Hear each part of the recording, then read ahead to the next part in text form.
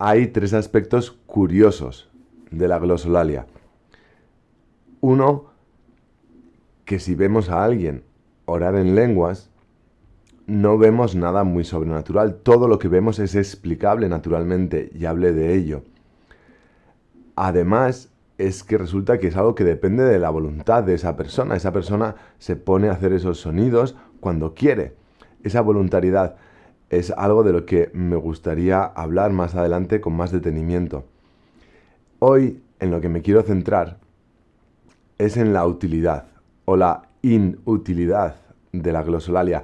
Parece que la glosolalia no sirve para nada. Dice la Escritura que a cada cual se le otorga la manifestación del Espíritu para el bien común, para la edificación. Parece que un carisma tiene que servir para algo. Si Dios nos da una gracia es porque sirve para algo.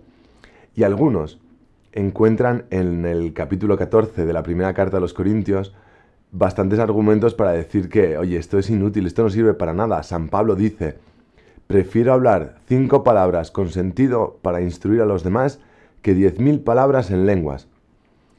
Y esta idea de que parece que orar en lenguas, la glosolalia, no sirve para mucho, esta idea se repite en varias ocasiones.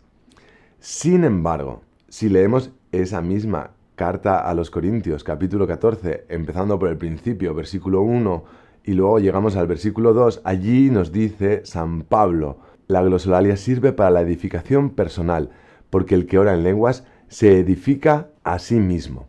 Vale, la glosolalia no es absolutamente inútil. Como mínimo, sirve para edificación de aquel que ora en lenguas. Y a la Congregación para la Doctrina de la Fe le pareció suficiente este beneficio personal para considerarlo un carisma.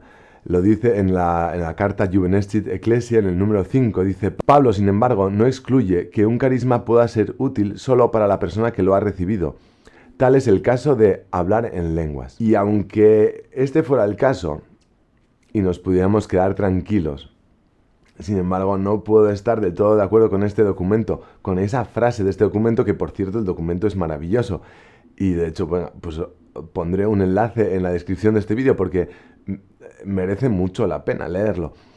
Pero no puedo estar de acuerdo. No puedo estar de acuerdo no porque a mí se me ha ocurrido una idea diferente, sino porque la palabra de Dios nos dice que las lenguas sirven de prueba para otros.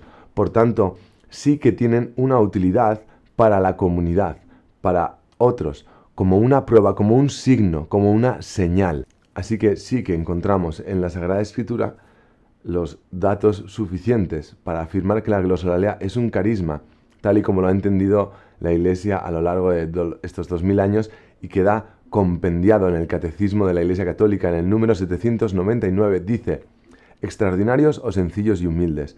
Los carismas son gracias del Espíritu Santo que tienen directa o indirectamente una utilidad eclesial. Los carismas están ordenados a la edificación de la Iglesia, al bien de los hombres y a las necesidades del mundo. Vale, pues lo acabamos de ver.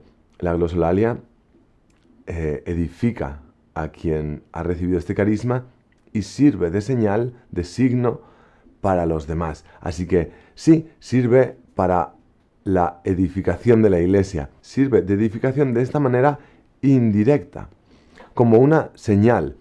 Hay carismas que sirven directamente a la edificación de la Iglesia, por ejemplo, los carismas relacionados con la enseñanza. Pero hay otros carismas que sirven a la edificación de manera indirecta. Por ejemplo, el celibato. Que alguien haya recibido el carisma de enseñanza genera enseñanzas que aprovechan a los demás. Que alguien haya recibido el don del celibato, de no casarse en sí mismo, inicialmente no aporta nada. Entonces, es una aportación indirecta. En primer lugar, así lo enseña el magisterio, por la disponibilidad. Quien es célibe tiene mayor disponibilidad. Y, además, el celibato tiene una utilidad para la comunidad como signo, como señal. Precisamente lo mismo que le ocurre al don de lenguas. Tiene una utilidad como signo, señal, como prueba para los demás. Tenemos con San Pablo que, aunque inicialmente nos pueda parecer que la glosolalia no sirve para nada, sirve, 1, para la edificación personal, 2, para la edificación de la Iglesia. Pero tal y como se expresa San Pablo, no queda muy explicitado. Y entonces a mí me gustaría aportar mi reflexión, mis ideas acerca de cómo contribuye la glosolalia a la edificación de la persona que ha recibido el carisma y cómo aporta a la comunidad la glosolalia como signo, prueba, señal.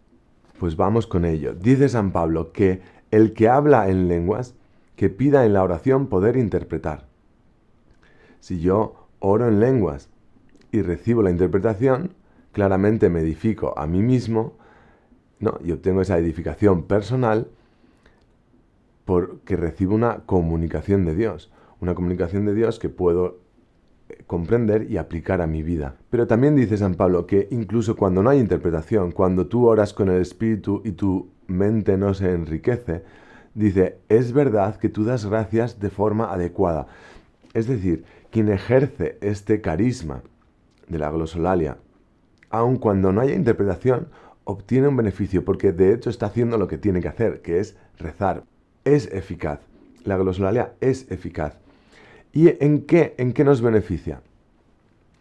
En primer lugar, si, como dice San Pablo, por el don de lenguas, alguien reza, profiere misterios movido por el Espíritu Santo, entonces, si mi oración es movida por el Espíritu Santo, lo primero que obtengo es pues facilidad para rezar. Es Él mismo el que está rezando en mí. La oración es más fácil. Si es más fácil, probablemente la oración llegue a ser más frecuente a lo largo de mi día. Y no solo más frecuente, sino que sea capaz de quedarme en oración durante más tiempo. Y esto es muy importante, puesto que se nos ha mandado orar en todo momento. Además, si esa oración la está llevando a cabo el Espíritu Santo en mí, es seguro que esa oración ganará en intensidad.